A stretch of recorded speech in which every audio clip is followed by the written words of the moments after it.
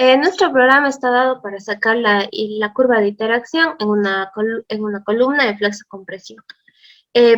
Aquí es en el eje neutro que vaya variando de 0,001 y también podemos para un eje neutro, ya sea de manera escalar, o sea, solo un valor o más valores de forma directa.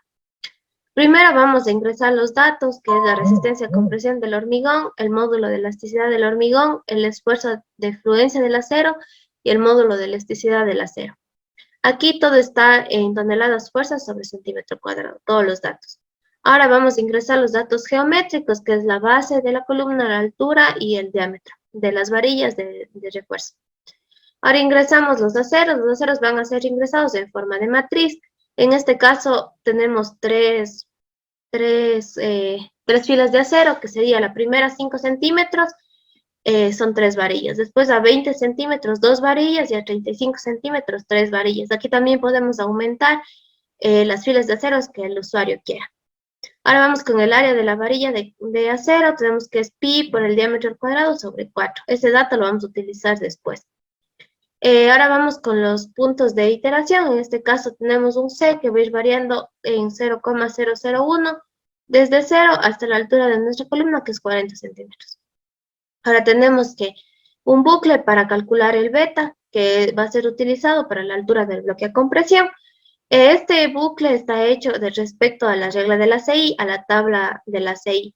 Entonces nos dice que si nuestro F'C está entre 0,17 a 0,28, el beta va a ser igual a 0,85. Esto se repite en la mayoría de los casos. Sin embargo, hay casos en donde nuestro F'C es de 0,28 a 0,55. Vamos a aplicar la fórmula igualmente dada por el ACI, que es 0,85 menos 0,05 por F'C menos 28 sobre 7. Todo esto en toneladas fuerza sobre centímetro cuadrado.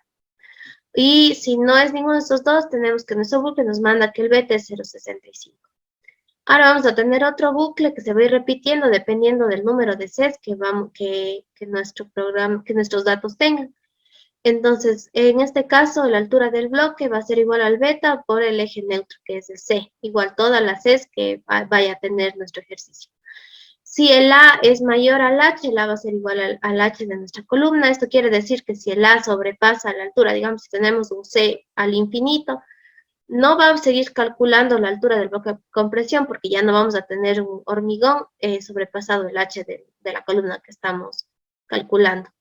Ahora vamos al cálculo de las deformaciones unitarias. Esto vamos a crear vectores de ceros para que vayamos guardando las deformaciones unitarias de la compresión y atracción. Aquí vamos a tener que todos los aceros, vamos a tener vectores de tamaño de los aceros que hayamos puesto arriba. Sin embargo, o sea, aquí se está calculando que todos los aceros están a compresión y todos a atracción, porque todavía no tenemos nada que nos diga que está a compresión o atracción. Entonces aquí vamos a tener cuántos aceros están a compresión y cuántos aceros están a atracción. Hasta el momento son vectores de ceros, pero sin embargo ya vamos a tener acá abajo para que esto se vaya guardando. Entonces tenemos que para la posición 1 sería posición 1, columna 1, y así va cada vez que tengamos los aceros, las filas de aceros. Entonces, este es el ES para los aceros en compresión. Entonces, si la posición 1 es menor a nuestro eje neutro, entonces decimos que el acero está en compresión. Y si nuestra posición es mayor al eje neutro, decimos que nuestros aceros están en atracción. Entonces, dependiendo de eso, de esa limitación, vamos a tener cuántos aceros están en atracción y vamos a calcular la deformación unitaria del acero a compresión y la deformación unitaria del acero a atracción. A continuación, voy a explicar la segunda parte del programa, que cuenta en las fuerzas de los aceros, en compresión, en tracción, la compresión en hormigón, la carga nominal y el momento nominal. Después de haber obtenido ya el número de aceros en la parte de compresión y tracción y sus respectivas deformaciones unitarias, proseguimos a utilizar otro método distinto que usamos en clases donde comparábamos las deformaciones unitarias para ver si fluye o no. En este caso vamos a comparar los FS. Entonces el FS con el FY. Obteniendo el mínimo entre estos dos, ya que si el FS es mayor que el FY, la varilla va a fluir, y si el FS es menor que el FY, no fluirá.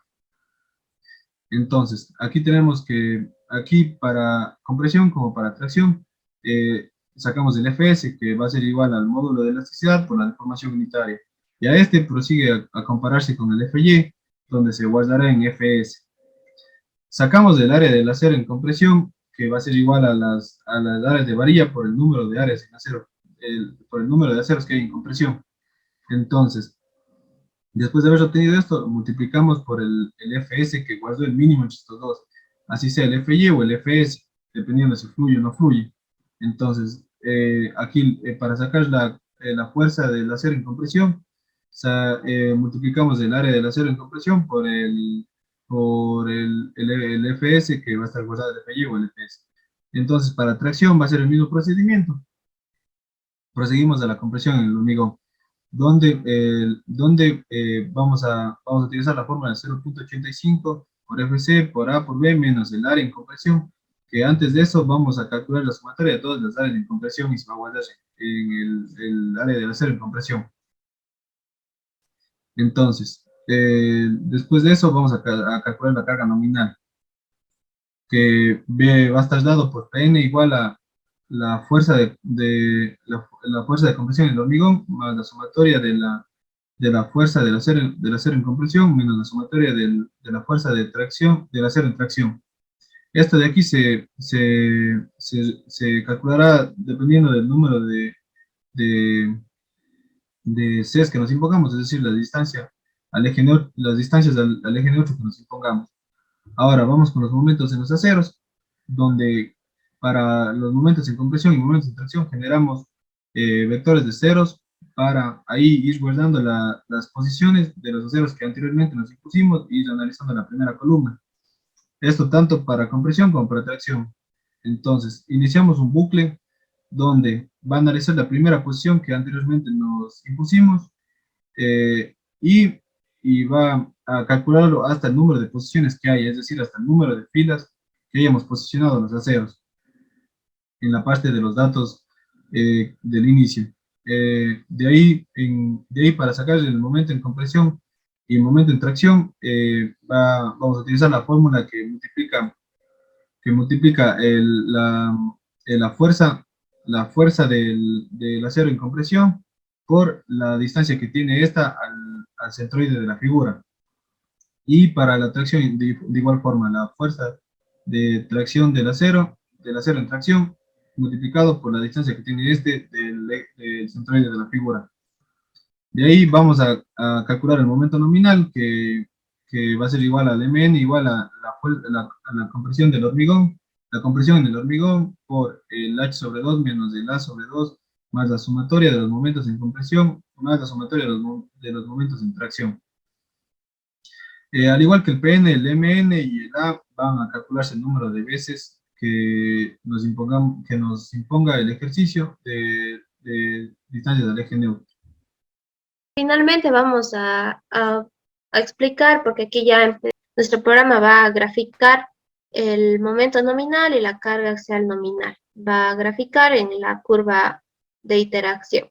Entonces, una vez que corremos el programa, acá abajo para esto de esta tabla nos va a mostrar los valores, o sea, cuánto va valiendo el eje, o sea, la distancia del eje neutro, C, el valor del momento nominal. Entonces aquí tenemos nuestra curva de interacción.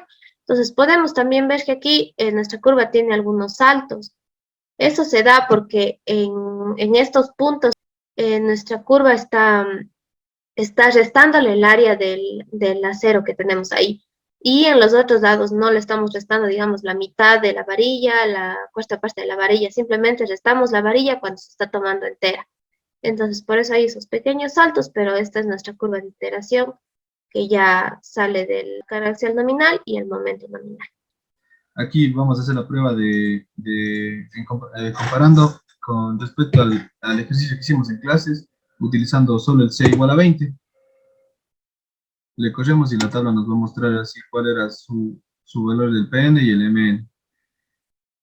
Entonces, como podemos ver aquí, el valor del Mn va a ser 23.342.1.